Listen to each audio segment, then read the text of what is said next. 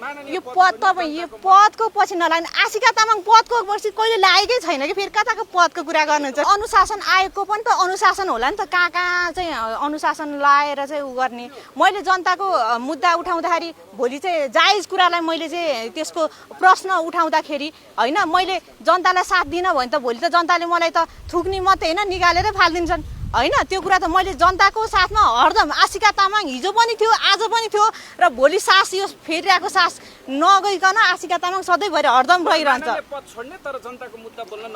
हजुर यो पद तपाईँ यो पदको पछि नलाग्ने आशिका तामाङ पदको पछि कहिले लागेकै छैन कि फेरि कताको पदको कुरा गर्नुहुन्छ फेरि नेपाली नागरिकको हिसाबले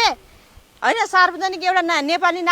नागरिकको हिसाबले म सदैव हरदम तपाईँहरूको इभन यो टेन्ट बनाउँदा नि म एकदम ह्याप्पी छु तपाईँहरूले पानी खान पाउँदा नि तपाईँहरूले होइन पत्रकारहरूले एकदम ह्याप्पी छु होइन एक दुई दिन होला तपाईँहरूले मलाई भाइरल बनाउनु भयो होला होइन म पनि रिसाएँ होला म पनि मान्छे हुँ क्या म पनि मान्छे हुँ होइन सिक्दै जाने हो होइन तपाईँहरू भाइ हुन्छ म दिदी हो त्यही भएर कहिले कहिले तल माथि हुन्छ ल धन्यवाद हस्